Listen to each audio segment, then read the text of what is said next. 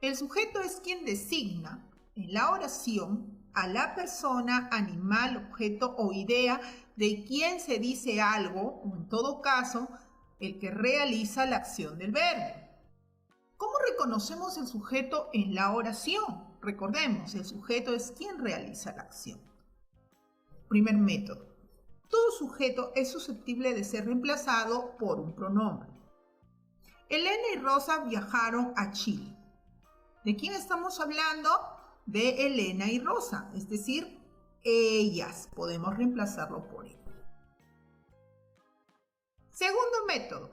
El núcleo del sujeto debe concordar con el verbo principal en número y persona. Nosotros hemos visto que toda oración bimembre tiene concordancia e implicación. La concordancia indica que hay compatibilidad en accidentes gramaticales entre el núcleo del sujeto y el núcleo del predicado. Por ejemplo, acá dice, 2 papeletas puso el policía al imprudente chofer. Buscamos el verbo, la acción, poner. ¿Quién puso a el policía? ¿Correcto? El policía es el sujeto, está en singular, por lo tanto el verbo también debe estar en singular. El policía es tercera persona, yo lo puedo reemplazar por él. Él puso. Puso también está en tercera persona del singular. Con eso te demuestro que el núcleo del sujeto concuerda con el núcleo del predicado en número y persona. Y por último, el tercer método, el sujeto responde determinadas preguntas. Hoy llevaré mi folder al colegio. Núcleo del predicado, llevaré. ¿Quién llevará? ¿Quién realiza la acción de llevar?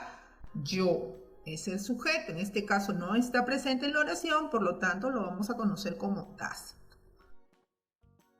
Antes de iniciar con la clasificación, debemos tener presente que el sujeto, como la persona, animal o cosa que realiza la acción, no necesariamente debe ubicarse al inicio de la oración. Eso es la estructura formal, pero nos vamos a dar cuenta que a veces aparece al medio o también al final. Ahora sí, teniendo esa aclaración, vamos a realizar la clasificación del sujeto, pero para ello vamos a tener en cuenta 4 criterios. Por la presencia del sujeto, ¿qué quiere decir cuando el sujeto está dentro de la oración o se sobreentiende su existencia? Tenemos el sujeto expreso y el sujeto tácito. Por la cantidad del núcleo, sabemos que el núcleo es la parte más importante del sujeto alrededor del cual giran los demás elementos. Si tiene una sola palabra se llama simple o, de lo contrario, compuesto. Llamamos subordinados a los modificadores que se encargan de ampliar la significación del núcleo del sujeto.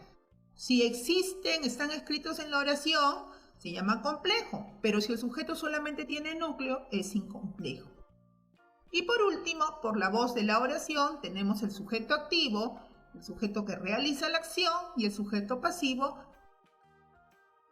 Sujeto expreso es el sujeto que aparece de manera explícita, es escrito dentro de la oración. Por ejemplo acá, mis papás y mis tíos salieron a cenar juntos. ¿Quiénes salieron? Mis papás y mis tíos. Ahí está escrito el sujeto. El otro día jugaron al fútbol los alumnos de 5º grado y el profesor Raúl. ¿Quiénes jugaron? Los alumnos de 5º grado y el profesor Raúl. Está escrito en la oración, por eso se llama sujeto expreso. Sujeto tácito es aquel que no aparece en la oración, no está escrita, pero se sobreentiende su existencia. Salí de paseo a Chosica. ¿Quién? Yo salí. Jugamos toda la tarde. ¿Quiénes? Nosotros. No está escrita en la oración, pero se entiende que realiza la acción. Por la cantidad de núcleos, hay que entender algo. ¿Cuál es la palabra más importante en el sujeto de esta oración? En este caso, mi abuela preparó una rica comida. La palabra más importante es mi abuela. Ese es el núcleo del sujeto. Es la palabra más importante, ¿correcto? Y puede ser un sustantivo o un pronombre, cualquiera de las dos palabras. El sujeto simple es aquel que cuenta con un solo núcleo. Por ejemplo, acá, Ana salió a correr. ¿De quién estamos hablando? De Ana. Un solo núcleo. Estudié mucho. ¿Quién? Yo. Un solo núcleo. sujeto compuesto. Presenta dos o más núcleos. Carlos y yo. Ahí hay dos núcleos que están enlazados por una conjunción. Tú y yo somos hermanos. Somos como hermanos, dice acá. Entonces, núcleo del sujeto, tú, yo. Por la presencia de subordinados. Subordinados son los modificadores. Recordemos un poquito la estructura del sujeto. Tenemos el núcleo, que es la parte más importante, y los modificadores, quienes precisan o amplían la significación del núcleo. Tenemos el modificador directo y el modificador indirecto, que posteriormente ya vamos a analizar a cada uno. Entonces, se dice sujeto incomplejo cuando no tiene modificadores o subordinados, solamente tiene núcleo. Ella llegó pronto a su casa. Solamente tenemos a ella como elemento del sujeto. Es el núcleo, por lo tanto es incomplejo.